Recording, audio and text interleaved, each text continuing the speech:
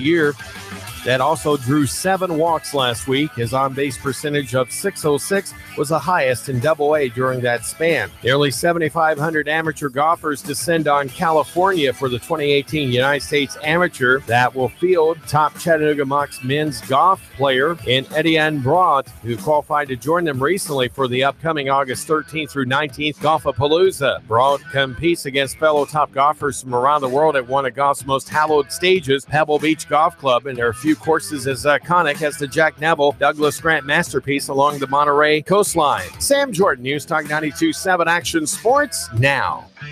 Nuga Radio. Are you brain dead? Still voting for pathetic liberals? Take 3 hours of Sean Hannity from 3 to 6. Nuga Radio. Then call us in the morning between 9 and 11. 92.7 Nuga Radio.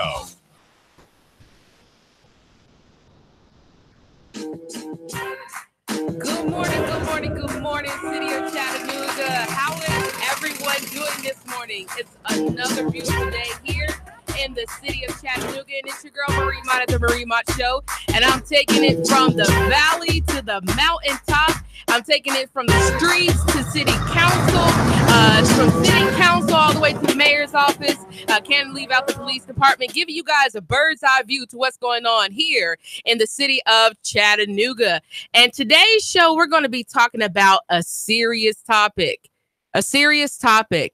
And let me just give an explanation into why I wanted to address this on my show today and why I wanted to talk about this today and why I have a survivor of sexual assault. We're going to be talking about sexual assault and rape culture.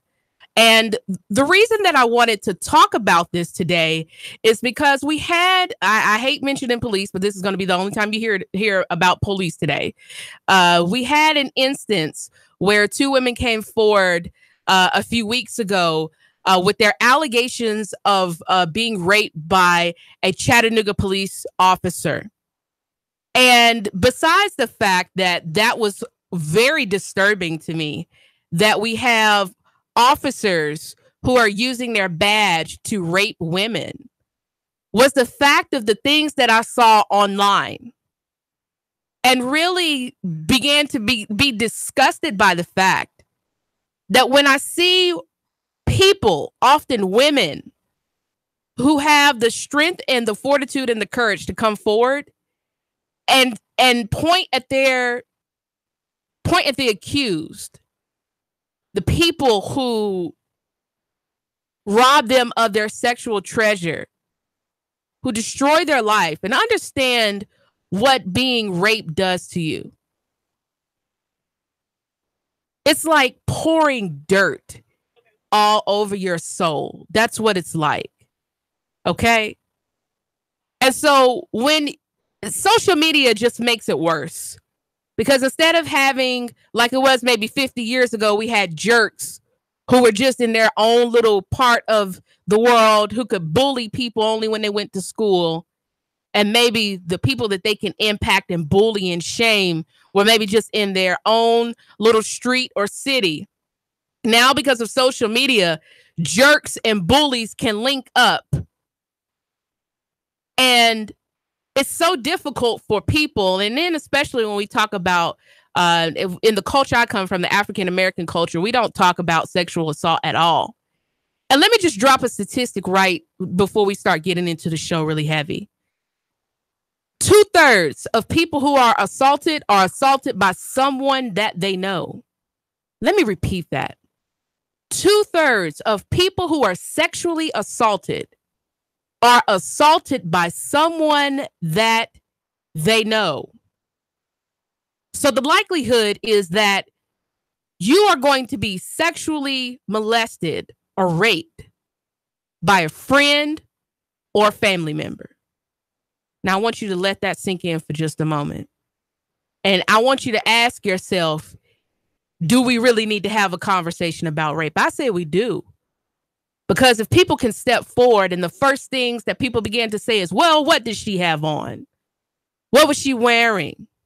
What was the woman doing? What was she saying to him? Instead of saying that she was just raped.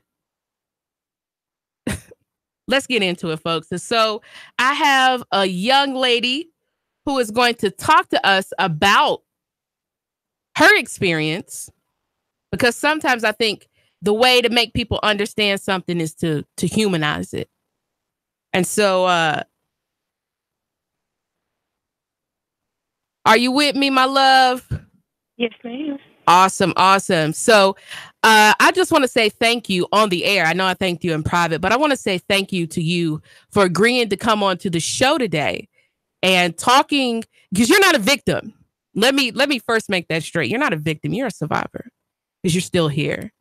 And so I thank you for coming on the air with me. And so I want you to tell the listener your experience with being sexually assaulted. Go ahead. The day was November the 6th, 1999. I'll never forget. I was babysitting my sister and my cousin while my aunt went out. And it was by a family friend. He kicked the door down and raped me in front of my sister. And it was to the point that my sister had nightmares. It was something we don't discuss. And my aunt did call the police on him that day. It was a long, drawn-out experience. It was going to cause a friction between my family and his family because they was close. He went to jail. Like November the 6th, 1999, and he's not ever gotten out of jail. He's not eligible for parole till 2069. I was not his first victim, and I probably wasn't his last. Wow. So he wasn't so let's back up. So say the date one more time, because I want people to take this into account. And they say that they can't really hear you, sweetheart. Are you still there, caller? Are you still with me, my love? Yes. Okay. So I want you to repeat that again, because they said that they can't hear you. Okay. It was November the 6th, 1999. November the 6th, 1999. So repeat the story again, because they said they couldn't hear. I'm sorry. Okay. Hold on one second. Let me close the door. She works from home, y'all. So be patient with me.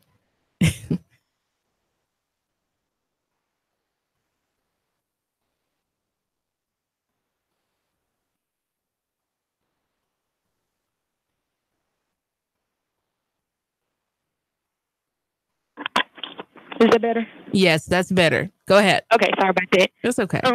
The date was November the 6th, 1999. It was by a family friend. You want me to say his name or I don't have to? You don't have to say his name. Okay. Keep going. He had kicked the door in while I was babysitting my sister and my little cousin. He had raped me in front of my sister.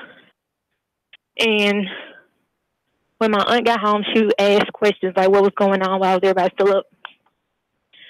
So my friend had told her that somebody had came over there and they raped me. And she looked and she stopped for a second. And she said, I'm calling the police. My aunt had called the police. The police came, they was asking questions, trying to figure out if I knew this person or if he was associated with another case. And so, because I got raped by a family friend, it was going to cause issues between my family and his family. So pause. We're going to pause right there because I have a question. Now, how old were you when this happened to you? 15. 15. Why would you feel, or why do you think that it would have caused problems between your family and his family if he raped you? It probably would have caused problems because they probably wouldn't think that he would have raped somebody. Okay. So you don't think that they would have believed that he would have raped you guys? Would have raped you? Nope. Okay.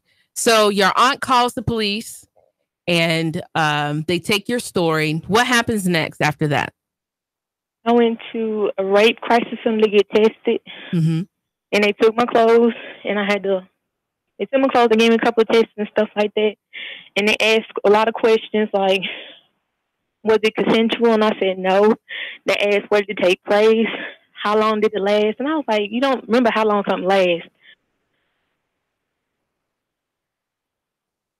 So after I left the rape crisis center, I got in the car with my mom, and it was like quiet. Like she didn't want to talk about it. She didn't believe me. What makes you think that she didn't believe you? Because of my age, probably. And she probably thought I was lying just to get away. Or I probably told because I got caught. So after it's reported, you've had a rape kit done, your mom picks you up, and what happens after that? So what happens between you and your family? What happens to the perpetrator? How long did he remain on the streets before he was caught? Probably a day that he stayed out of jail on the streets because his sister actually called and told on him of his location, and he been in jail since then. Now, your family pressed charges against him, correct? Yes. Were you the only victim that came forward in the case against him that was accusing him of raping you? Now, I don't know exactly how many other people came forward and charges was pressed, but I do know that he had raped another little girl, and that's where most of his time came from because her case was a little more severe than mine. Now, was her case was prior to, so he had raped her prior to you, correct? Yes. Now, I want to go back to something that you said earlier. You said that you stepping forward would cause a rift between his family and yours. But not only did he rape somebody before you, but the case of rape was more severe. And the majority of the time that he received was not really because of your instance, but because of something that had happened prior, correct? Yes. So do you happen to remember about how long the case lasted? Probably about a year. In and out of court, probably lasted a year. Because the first time I think I had a hung jury and they redid it, and that's when they found him guilty because he confessed it. Did you have to testify? I did once. You did once. How did that feel, having to sit in a courtroom and you were, 15 or maybe 16 years old? Having to sit in a courtroom as a teenager. And of course, you're in a courtroom full of people. You have a jury, you have your family, you have the perpetrator, you have his family, and then you have a judge and you have the bailiff. You got all these people staring at you, right? Looking and probably in their mind picking apart everything that you're saying. And folks, I want you to think about this, that in instances and cases like this, folks, it's not over. It's not over when you get raped. It's not over when you step forward and you have a rape kit done. It's not over when you involve the police. It's not over. And let's be clear. I think it's only about 7% of cases, thousands and thousands of cases that come forward to the district attorney nationwide actually make it to being tried. I want y'all to think about that there are thousands and thousands of people who have the courage to step forward, go through having swabs and question after question after question, and then the ridiculousness, especially for a teenager. Did you consent? I don't understand how that works anyway, but the questions, and then knowing that if you want to press charges, it's not over. You have to go to court. And before you go to court, you have to have those questions that are going to be gone through with your lawyer, who's going to pick apart everything to make sure that there is an airtight case so they can actually help you win and try to give you some form of justice. But folks, you got to go in front of people you don't even know, because the jury is full of people you don't know. You got to go in front of people you don't know and explain what happened to you and depend on them to not look at you and prejudge you, and to vote to give you justice, and to take what is often a serial a serial person who commits crimes like this, because again, sexual crimes are something that are serial. They're usually serial. Most of the people who are perpetrators of sexual assault do not sexually assault one person until they're taken off the streets, whether it's a pedophile or just someone who's raping women or men, because men get raped too. I'm not going to leave the men folk out of this. Men get raped too. And I stand in solidarity with the men who've been sexually assaulted. Because this is not just about Toya. This is about a lot of people. There are a lot of people out there. I know I report The World Decides. I'm just one voice with one listener, one person, hopefully in the city of Chattanooga trying to make a difference. But there are a lot of people who are listening. I know for a fact that I got a listener out there who's hearing this and is thinking about the person who sexually assaulted them and probably replaying in their mind that this society has not set up a system that fairly supports people who are sexually assaulted. And furthermore, for it to be a situation where a child is sexually assaulted, and the first thing that they have to worry about is, number one, if they're going to be believed. And number two, if this person, because again, 2/3 of all sexual assault victims are raped by someone that they know. The fact is, if the person is too entrenched in family, which that's often the aim of people who are going to sexually assault people. They want to get in good with the family to make it hard for anybody to believe that they are the perpetrator. They make it hard to believe because Uncle Johnny was at all of the barbecues.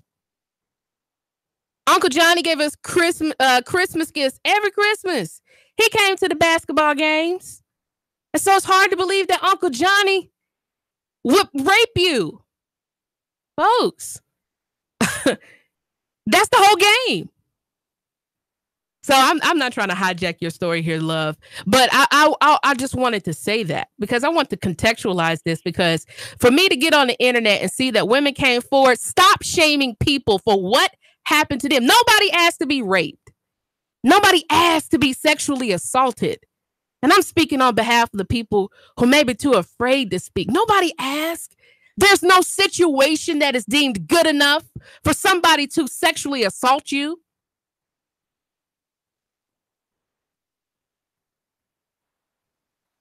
So he goes to jail.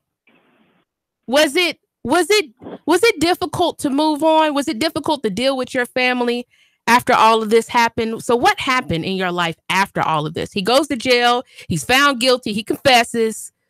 What is life like after stepping forward? It was hard. It was an adjustment. I had to relocate to even get a peace of mind. Because some people don't bounce back from rape. Some people go and use it as a crutch to do bad and don't never develop and grow in life.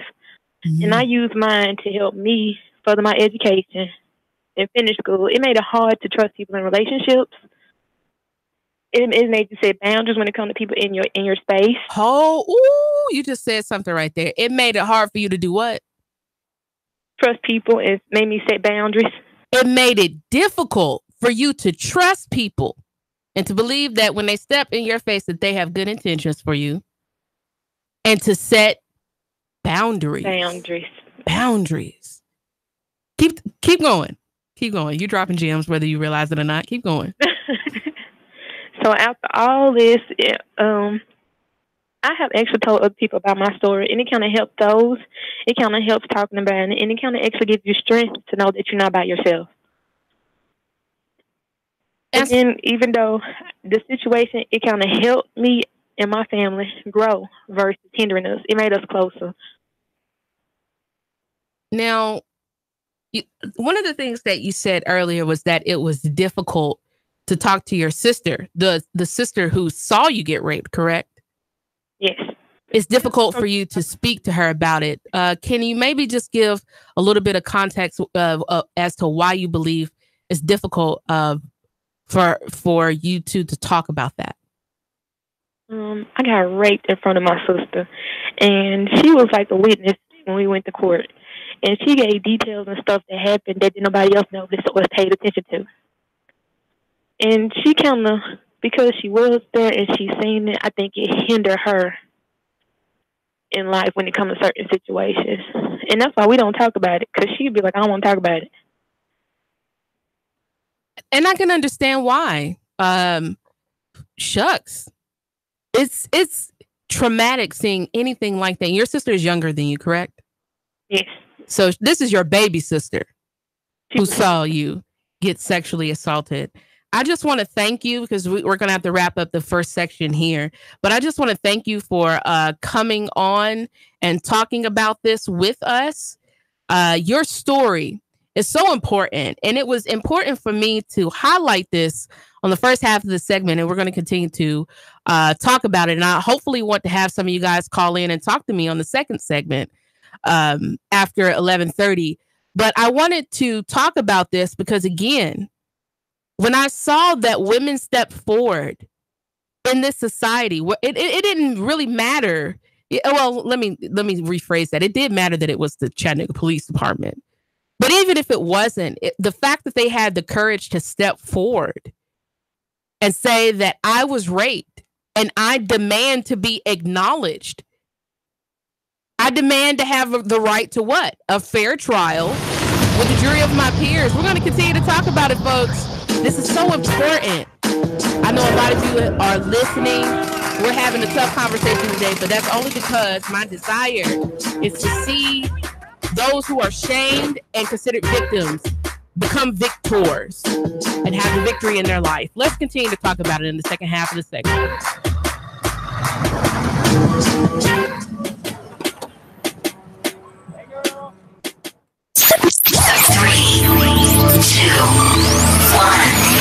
Chattanooga Radio. Digital FM 95.3 HD4. 92.7 FM's news now. Bullets cut through the Saturday morning air off Highway 11 in Athens. Deputies say a man with a brace of pistols in his belt was firing at a home. Police say when they arrived, the man pulled out one of his handguns, aimed it at his own head, and pulled the trigger. He was rushed to the hospital and pronounced dead. Reports say the man was chasing after his estranged wife and was firing at the home she was hiding in. A mobile home fire ruled arson. Investigators with the Insurance and Safety Fire Commission in Georgia say it happened at an empty mobile home on Airport Road in Tryon. A reward of up to $10,000 is offered for info that leads to an arrest and conviction of the arsonist. And in Ray County, police there are on the hunt for an elderly woman who went missing on the 29th. Dolores Harshberger was last seen leaving Spring City on her way to Ohio. She was last seen driving a silver 2004 Dodge pickup. Val St. John for Nooga Radio, News Talk 92.7, Action News Now. I live, work, and play in Chattanooga, the scenic city. But when it comes to my next car, truck, or SUV, I'm Alabama bound. Fort Payne, Alabama, and Landers McClarty Ford. Big city selection of new and pre-owned vehicles with the small town price and friendly service. Now, I'm not knocking my hometown, but when it comes to my next ride, I only go to Landers McClarty Ford of Fort Payne. Their selection is huge. Then if I can't find what I want, they'll find it for me with the same low price, same great service, and only a short drive away. And I can go online to look around before I leave the house. Got that next dream ride in your head yet? Yeah, you do. Get a head start at LandersMcClartyFord of FortPayne.com. Don't just dream it, find it at LandersMcClartyFord of FortPayne.com. That's right, Landers McClarty Ford of Fort Payne, Alabama. Nooga Radio. Roar into Talladega. Hello? Who am I speaking with? Eric. You're our winner. Really? You'll receive tickets for all three races between the Camping World Truck Series, Xfinity Series, and the Monster Energy Cup races. Holy cow. In addition, you'll receive a 2-night stay at the Microtel Hotel and restaurant accommodations at 2 area restaurants. Nooga Radio. Roar into Talladega. Nooga Radio. 92.7. Your NASCAR racing station. Nooga Radio 92.7 FM. Nooga Radio 92.7. I got my business up and running and it's already expanding. I got lucky. Lucky because I found Signal Voice and Data. Signal Voice and Data can incorporate all of my business information sharing and communications seamlessly, keep my costs down, and let me work more productively with endless connectivity connectivity no matter where I might be. That's called working smart, not hard. Go to signalvoicetn.com and bring the future of communication to your business today. signalvoicetn.com. Your home is a constant work in progress. Repaint the walls? Yeah, easy enough. Leaky faucet? There's a video for that. But roof repair? You might want some help. That's where Chattanooga Roofing Contractors come in. They have 3 generations of roofing excellence you can count on. Leave the ladder in the garage. Go to chatroofing.com. That's chatroofing.com for Chattanooga Roofing Contractors, a roofing company you can trust. Hey, Karen, you need me for that 1 o'clock? Yes, Cheese, please. Karen, did you get the quarterlies done? Yep, they're filed in the cabinet. Karen, can you describe the initiatives to the new hire? Thanks. Oh, sure. Full-bodied, some floral notes, maybe a hint of dark chocolate. Am I in the right department? Got wine on the mind? Come unwind at Virgola. Italian wine, oysters, caviar, cheeses, and more. Perfect after work or a romantic date night. Virgola Italian Wine Bar, 608 Georgia Avenue. Man, you sure you know what you're doing? Yeah, I worked with my dad on his truck all the time. Just one more bolt to go. Yeah, wrong bolt. Today's truck ain't your daddy's truck. For repairs on today's vehicles, you need AMCO Transmission and Total Car Care of Chattanooga on Lee Highway. Stay on the road, not in the garage. AMCO Transmission on Lee Highway. Get it done the right way. The Thompson Pet way.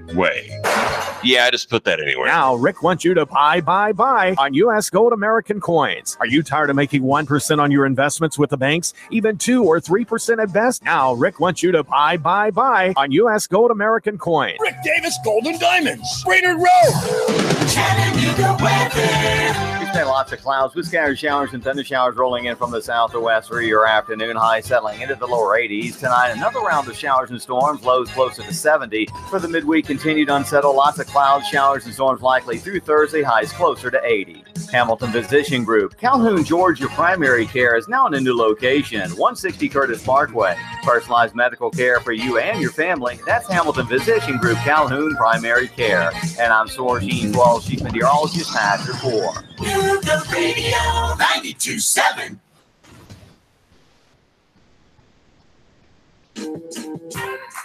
Oh, it's your girl Marie Vaughn back again. And folks, today we are having one heck of a conversation. We are talking about, and let me reframe it because we're going to change how we talk to people. We're not talking to victims of sexual assault. We are talking to survivors and talking about those who have survived sexual assault. We got to watch how we even talk about things. And I think we really need to start being conscious of how we even frame people who have gone through traumatic things and instances in life. They're not victims. If breath is still in their body, they are a survivor. Okay? I'm not a survivor. I'm not a victim of my circumstances. I'm a survivor. No matter what I go through, I'm here. What happened to me didn't take me out of here. I'm here. And we're here talking about sexual assault and how our culture, which is steeped in misogyny. Yeah, let's talk about that for a second. America is built on patriarchy. We live in a patriarchal society. Okay? Where women, and there's no reason to even debate me on this, right? Because it was barely 100 years ago that women even we had to beg for the right to vote. So women have been second-class citizens in this society for a long time, right? So we're based in a patriarchal society, and the majority, now again, there are transgender people who have been sexually assaulted. There are children who are often sexually assaulted. And let's look at, again, for people who are the perpetrators of sexual assault, they are often, if you go back and you start asking them questions about their own childhood, they're victims, or survivors of sexual assault. And so it's so important. Why is it important for us to have these conversations? First of all, so we can start locking these criminals up. We can start taking these folks off of the street, because the likelihood is that they're going to sexually assault multiple people before they get caught. If only about 7% of cases make it to a district attorney across the United States to even be tried, the reality is that the overwhelming majority of people are not going to be taken off of the street until it's happened to somebody else. So it's happened to your nephew or your daughter, and then their best friend or somebody else. Folks, we have to also talk about the fact that why it's so important for us to talk about it. And if you want to call and talk to me, 800-8949. We're on Nooga Radio 92.7 on Facebook, also on YouTube. But we have to have these conversations because often the survivors become the perpetrators if we don't talk about it. And the young lady said something interesting. And I often have, if I have people talk, I pause them and I have them reiterate things that they say, because I'm listening in and I want you guys to catch certain things, because a lot of times we listen, but we don't listen to hear. We often listen to respond. But she said it was difficult to trust people and to set boundaries. I want y'all to stop and think about that for a moment. It was difficult to set boundaries. Now, for some people, the difficulty in setting boundaries is the type of people that they decide to get into relationship with. But often for others, the difficulty in a boundary is now that what they experience, now they feel, because nobody gave them a voice. Nobody gave them justice. Nobody believed them. Now they blow past the boundary of their inner being, because they have no peace, wanting to destroy somebody else's life by raping them too. Folks, we got to talk about this, because what I saw on social media, and social media just exacerbates a lot of stuff.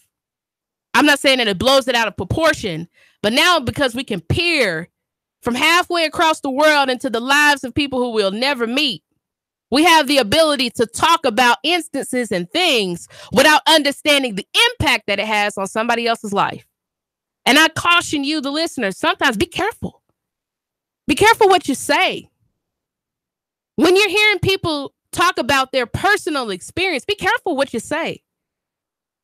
Because the boomerang that I call karma, it comes back, baby. It comes back. And it don't always come back to you. Sometimes what you say and how you mistreat people, what you say about people, what you say to people, it often ends up being a boomerang that comes back, and you find that your niece, who just got married, got raped in college. Be careful, folks. What you say, it has power, and it comes back to you. And let us learn to be kind. We should, Lord have mercy, we should be kind. 800-8949 if you want to talk to me. But we need to learn how to be kind and really understanding of people who have gone through traumatic experiences. And instead of wanting to hop on bandwagons steeped in misogyny, often, what makes it difficult for you to believe that a woman could be assaulted? What makes that difficult? I just wanted to ask a question. Why is that hard to believe? Are you to believe that everything that comes out of the mouth of a woman is a lie? Or that if it comes out of the mouth of a person of color or a poor person, that it's a lie? We've all gone through something. And I think the way that we could get to healing is if we learn how to love one another. What do you think? Call me, 800-8949. Now, y'all rung my phone off the hook yesterday, as you should have. But you guys, we really need to have a conversation, because if we be honest about how it is in this society when it comes to rape culture, when it comes to understanding that people's lives are forever changed, and then when we close our eyes and we think that a lot of people who get sexually assaulted are often children, we should be very, very sensitive to this issue.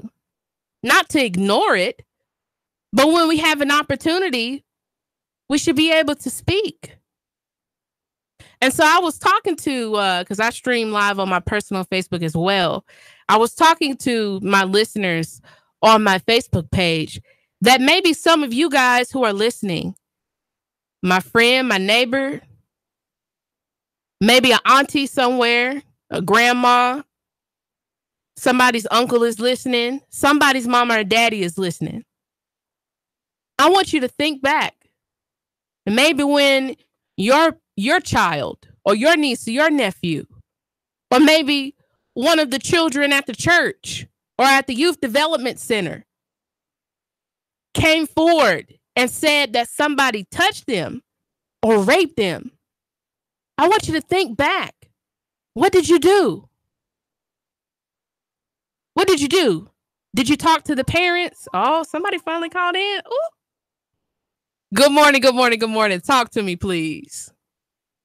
Yes, this is Rebecca Mott. It's my mom, y'all. I wanted to call in and talk on this important topic. This is a great show and great information.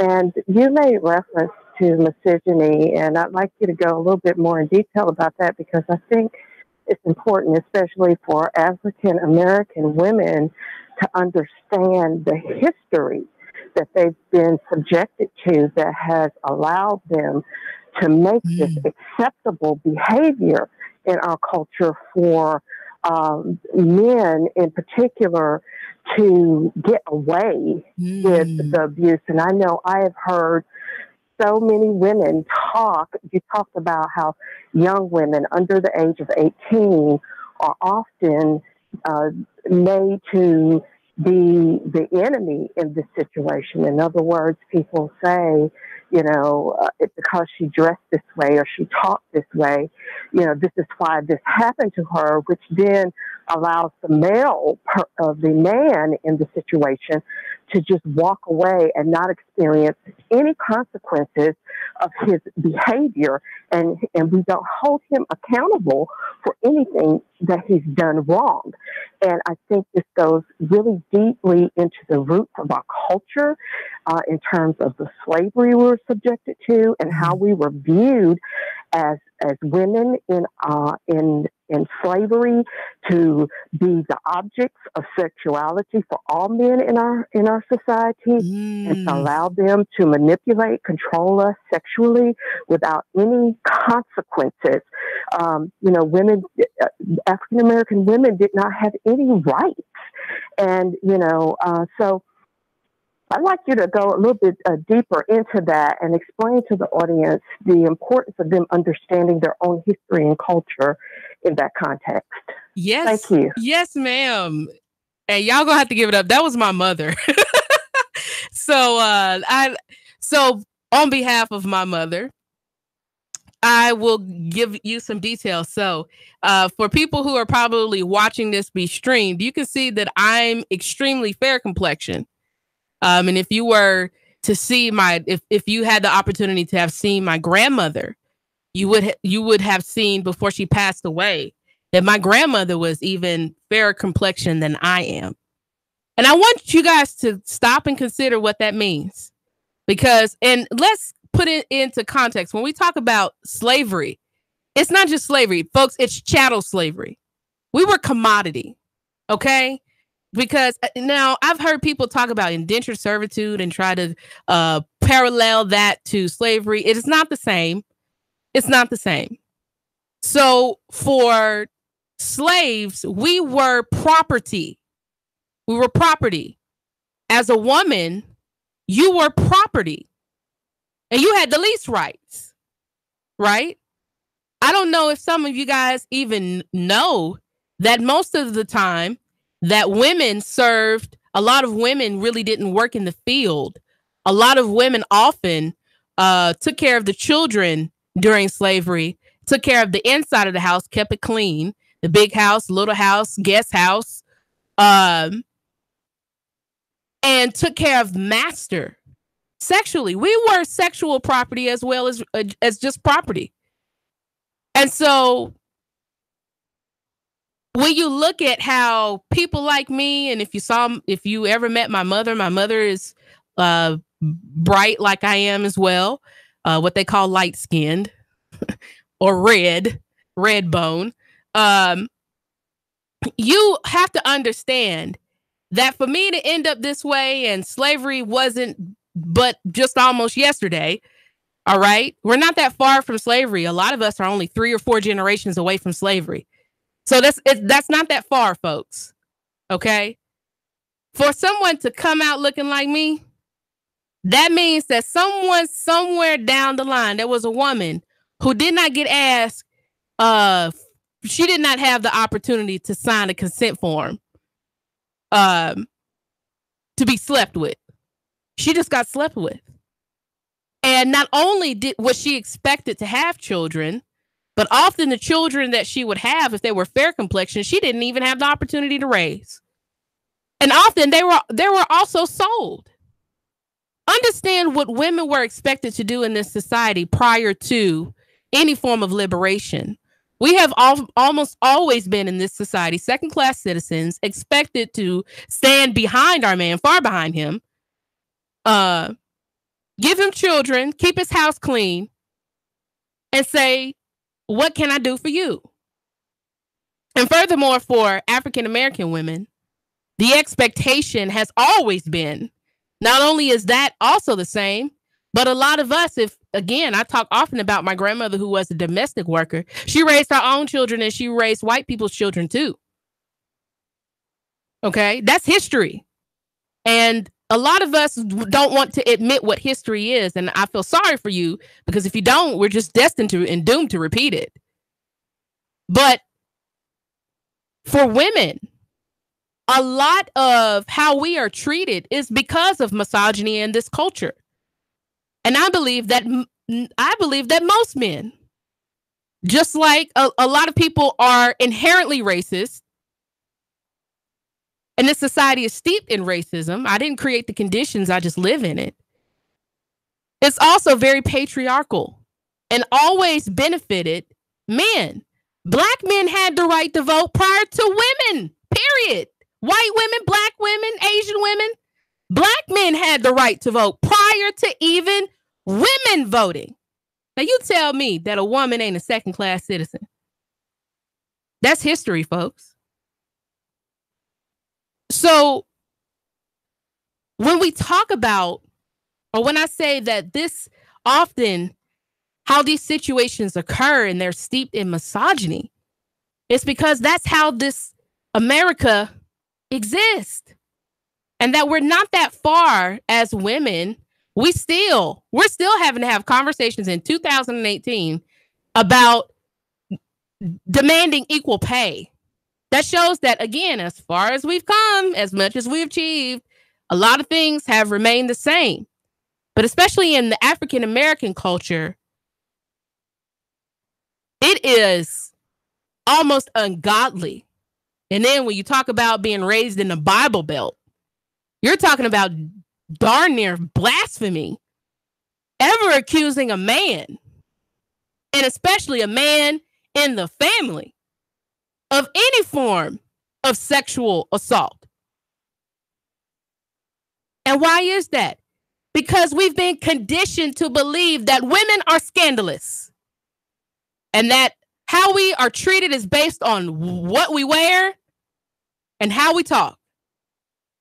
And unless we have on a 3-piece business suit and high heels, we're susceptible to anything happening to us. And if it does, we deserve it. And folks, that's wrong. That's certainly wrong in the most church city in America. Now, if people from Chicago and everywhere else want to talk about 2 Chattanooga women coming forward about sexual assault, then okay. But to see people I know, and then the sad part, to see other women, that's what really got me. That's what really ticked me off and burned me up. To see other women hopping on the bandwagon of toxic masculinity and misogyny and accusing their sisters of deserving to be assaulted was disgusting. It was disgusting. And that's why I really wanted to talk about it today. Because even some of our sisters have been socialized in this society to hate on their sisters when it happens. Unless it's them. And for us to be in the most church city in America, I found it interesting that I did not see a lot of pastors and faith-based organizations. And I'm going to keep bringing it to you. If you call yourself a Christian, folks, you have compassion. That's what this whole Christian journey that people want to put everybody on is supposed to be about. Compassion. Looks like they hung up. Call me back. We only got about a minute and a half left, but I wanted to talk about that because we're in dangerous territory. If we don't talk about this, we are creating the next generation of people who will involve themselves in sexual assault.